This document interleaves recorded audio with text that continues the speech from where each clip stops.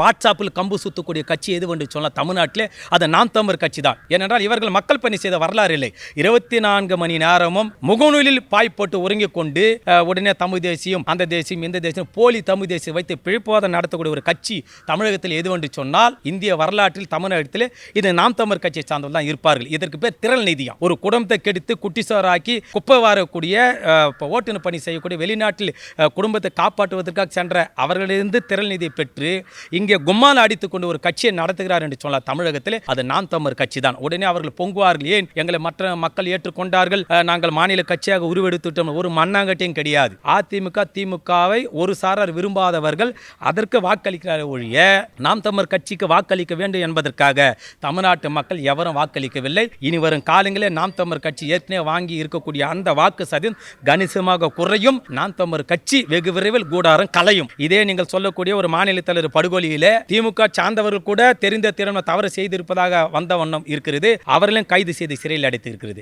அப்போது தமிழ்நாடு காவல்துறை தெளிவாக தனது பணியை செம்மையாக செய்கிறார்கள். இந்த கேடுகட்ட கேவலமான கோமாளி அண்ணாமலை காவல்துறை பணி செய்திருக்கிறேன் என்று ஒரு காலத்தில் சொல்லுகிறார். அது காவல்துறைக்கு கேடு. ஏனென்றால் தமிழ்நாடு காவல்துறை இந்த அண்ணாமலை பேச்சுக்கு செவிசாய்க்கவில்லை. ஆக அவர் காவல்துறை மீது சேட்டு வாரி பூசுகிறார். தமிழ்நாடு காவல்துறை எவனுக்கும் எவருக்கும் ஒரு தலைப்பட்சமாக செயல்பட வேண்டிய அவசியம் தமிழ்நாடு காவல்துறை இல்லை. அவர்கள் நேர்மையான முறையில் பயணித்துக் கொண்டிருக்கிறார்கள். இல்ல பாஜக ஆளுகின்ற மாநிலத்தில் எத்தனை தகுதித்த வேலைகள், எத்தனை கற்பழிகள், எத்தனை கொள்ளைகள், எத்தனை கொலைகள், எத்தனை மதவாத சிறுபான்மை மக்கள் பாஜக மாநிலத்தில் இருக்கிறார் என்று சொன்னால் அவர் ஒவ்வொரு நாள் உயிரை கையில் பிடித்து கொண்டுதான் நடமாடுகிறார்.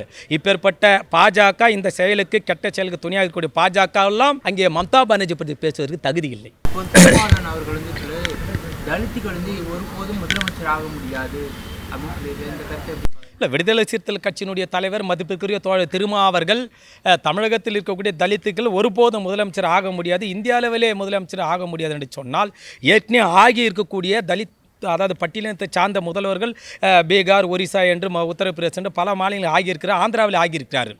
ஆனால் அது எந்த சூழ்நிலையில் ஆக்கப்பட்டார்கள், அதில் எவ்வளவு பெரிய அரசியல் இருக்கிறது என்கின்ற அந்த விவரத்தை தெளிவாக கோடிட்டு காட்டியிருக்கிறார். என்று சொன்னால் ஒரு சமுதாயமோ ஒரு மதமோ ஒரு மொழியோ சார்ந்தவர்கள் மட்டும் ஒரு மாநில முதலமைச்சர் ஆகிவிட முடியுமா என்று பார்த்தால் அதில் ஒருபோதும் முடியாது என்கின்ற அந்த கருத்தை வலியுறுத்தி சொல்லியிருக்கிறார். ஏதோ பட்டியலினத்தை சார்ந்தாலும் முதலமைச்சர் ஆகக்கூடாது என்ற கருத்தை மதிப்புக்குரிய தோழர் விடுதலை சிறுத்தைகள் கட்சியினுடைய தலைவர் திருமா அவர்கள் சொல்லவில்லை. ஆக கூடாது என்று எங்களுக்கு விருப்பமில்லை, ஆனால் ஆக முடியாது என்கின்ற கருத்தை வலியுறுத்தி பேசுகிறார். இது தவறு எதுவும் இல்லை. அவர் நிதர்சனமான அரசியலை தெளிவாக பதிவிட்டு பேசுகிறார். நல்லதுதான், வரவேற்கத்தக்க விஷயங்கள் தான். ஆனால் பேரரசு சொல்லியிருக்காரு, யார் வேணால் முதலமைச்சர் ஆகலாம், சாதி பாகுபாடு இல்லாமல் ஆகலாம் அப்படின்னு சொல்லியிருக்காரு. தலித்துக்கு விதிவிலக்கு இல்லை, பேரரசு சொல்லியிருப்பதாக யார் வேண்டாலும் முதலமைச்சர் ஆகலாம் என்று அந்த கருத்தை வரவேற்கிறோம். ஆனால் அது பேரரசு சொல்வது அந்த இயல்பு. ஏன் இதே விதிவிலக்கு இதே பேரரசு வன்னியர் சமுதாயத்தை சார்ந்தவர்தான் என்று அந்த சாதியோடு பேசியிருக்கிறாரு. இது எப்படி? ஆகிய விடுதலை சிறுத்தைகள் கட்சியினுடைய தலைவர் சொல்லக்கூடிய அந்த கருத்துக்களை வரலாற்று பேசுகிறார். ஏன் தலித்துகள் அதாவது பட்டியலினத்தை சார்ந்தவர்கள் ஏன் முதலமைச்சராக ஆக முடியவில்லை, எதற்காக அதில் அந்த இணக்கம் இருக்கிறது சுணக்கம் இருக்கிறது என்று சொல்லி அவர் தெளிவாக பதிவிட்டிருக்கிறார். ஏனென்றால் விடுதலை சிறுத்தைகள் கட்சியினுடைய தலைவர் தீர்க்கதரிசி.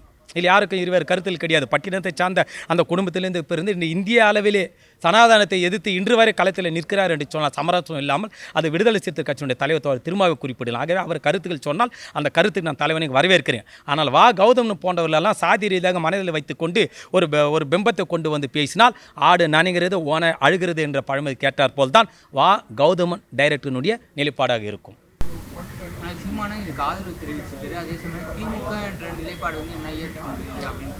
இல்லை, நாம் தமிழர் கட்சியை சார்ந்த வாட்ஸ்அப்பில் கம்பு சுத்தக்கூடிய கட்சி எதுவென்று சொன்னால் தமிழ்நாட்டிலே அது நாம் தமிழர் கட்சி தான்.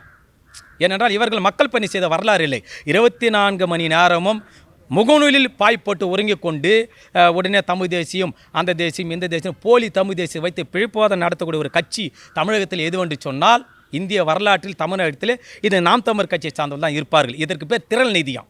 ஒரு குடும்பத்தை கெடுத்து குட்டிசாராக்கி அங்கே குப்பை வாரக்கூடிய ஓட்டுநர் பணி செய்யக்கூடிய வெளிநாட்டில் குடும்பத்தை காப்பாற்றுவதற்காக சென்ற அவர்களிருந்து திரள் நிதியை பெற்று இங்கே கும்மால் அடித்துக் கொண்டு ஒரு கட்சியை நடத்துகிறார் என்று சொன்னால் தமிழகத்தில் அது நாம் தமிழர் கட்சி தான். உடனே அவர்கள் பொங்குவார்கள், ஏன் எங்களை மற்ற மக்கள் ஏற்றுக்கொண்டார்கள், நாங்கள் மாநில கட்சியாக உருவெடுத்துட்டோம். ஒரு மண்ணாங்கட்டியும் கிடையாது. ஆகவே அதிமுக திமுகவை ஒரு சாரார் விரும்பாதவர்கள் அதற்கு வாக்களிக்கிறார் ஒழிய நாம் தமிழர் கட்சிக்கு வாக்களிக்க வேண்டும் என்பதற்காக தமிழ்நாட்டு மக்கள் எவரும் வாக்களிக்கவில்லை. இனி வரும் காலங்களில் நாம் தமிழர் கட்சி ஏற்கனவே வாங்கி இருக்கக்கூடிய அந்த வாக்கு சதவீதம் கணிசமாக குறையும். நாம் தமிழர் கட்சி வெகு விரைவில் கூடாரம் கலையும். அதே போல் திமுகவினருந்து குற்றங்களை போலீஸார் கண்டுக்கவில்லை. கூட்டு பாலியல் கொடுமைகள்லாம் நடந்துருக்கு, அதையும் கண்டுக்கல போலீஸ்னு சொல்லி அண்ணாமலை சொல்லியிருக்காரு.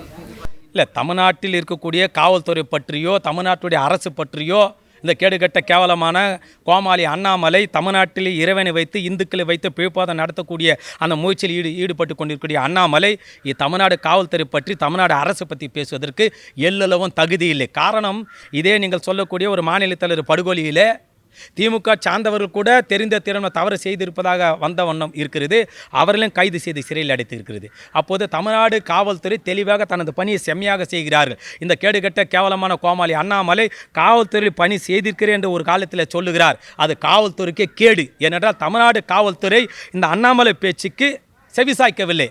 ஆக அவர் காவல்துறை மீது சேட்டு வாரி பூசுகிறார். தமிழ்நாடு காவல்துறை எவருக்கும் ஒரு தலைப்பட்சமாக செயல்பட வேண்டிய அவசியம் தமிழ்நாடு காவல்துறை இல்லை. அவர்கள் நேர்மையான முறையில் பயணித்துக் கொண்டிருக்கிறார்கள். மோடி இன்னைக்கு அவர் பேசிட்டாரு, நிதித்துறையும் வங்கித்துறையும் மாற்றங்கள் தேவை அப்படின்னு சொல்லியிருக்காரு. ஒட்டுமொத்த இந்தியா என்பது பன்முகத்தன்மை கொண்ட நாடு, ஜனநாயக நாடு, சமூக நீதிக்கான நாடு, அரசியல் அமைப்பு சட்டத்தில் மக்களால் தேர்வு செய்யப்பட்ட ஒரு நாடு.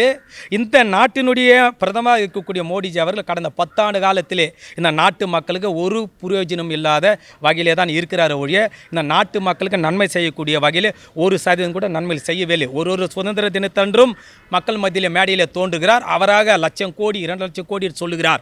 ஆனால் இந்திய மக்களுக்கு ₹1 கூட வந்த பிரயோஜனம் இல்லை.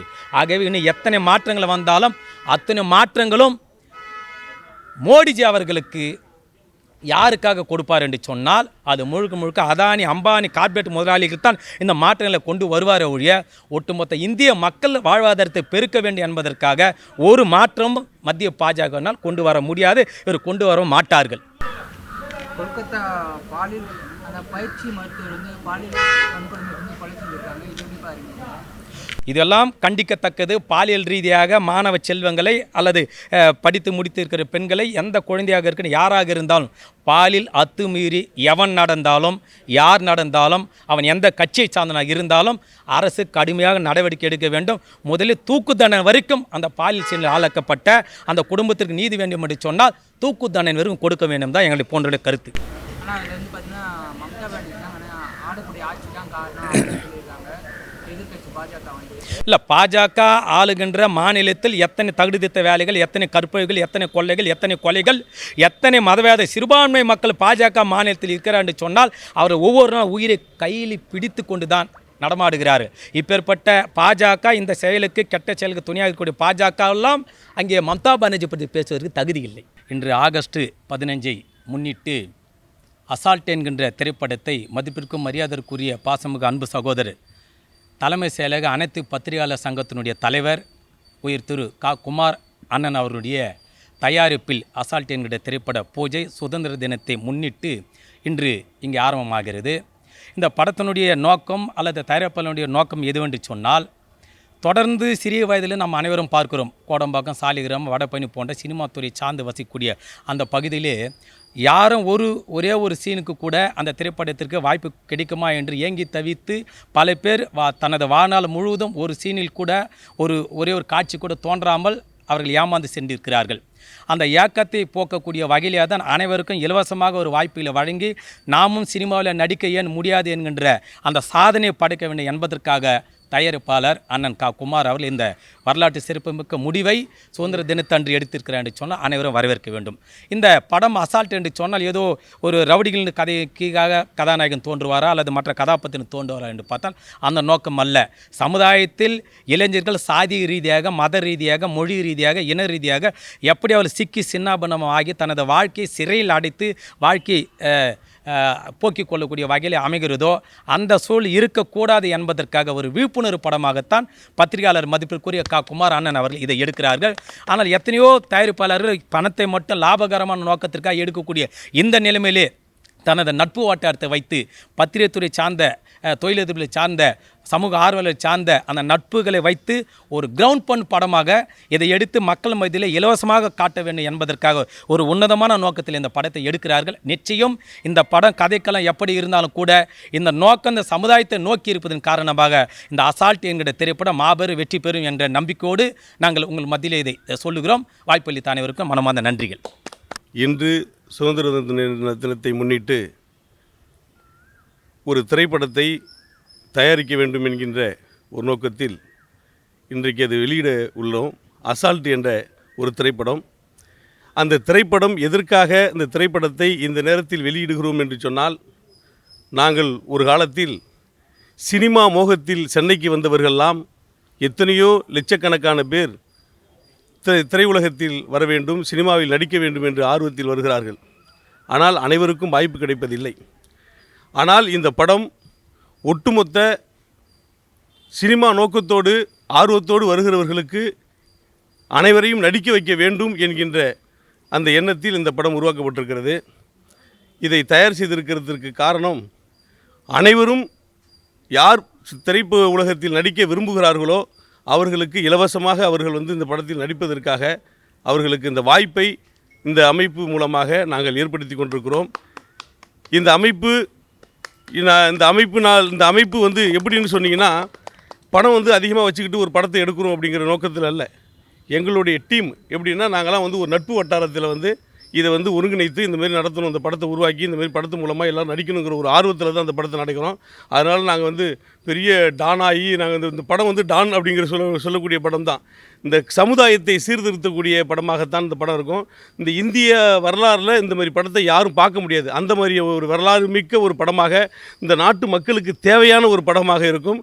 அதில் மரியாதைக்குரிய நண்பர் சிவா அவர்கள் ஒரு முக்கிய கதாநாயகனாக நடிக்கிறாரு. அதே மாதிரி இங்கே உள்ள டீம் எல்லாரும் ஒவ்வொரு பாத்திரத்தில் நடிக்கிறாங்க. எதற்காக எல்லாருக்கும் வாய்ப்பு இருக்க வேண்டும், எல்லாரும் இந்த சமுதாயத்தில் என்ன அவலங்களை மக்களுக்கு தெரிவிக்க வேண்டும் என்பது தான் இந்த படத்துடைய ஒட்டுமொத்த நோக்கம். ஆனால் அனைவரும் இன்றைக்கி அதை வெளியிடுறோம். இன்றைக்கி இந்த வெளியீட்டு விழாவுக்கு வருகை தந்திருக்கின்ற அனைவர்களுக்கும் என்னுடைய நன்றிகளை தெரிவித்துக் கொள்கிறேன். நன்றி, வணக்கம்.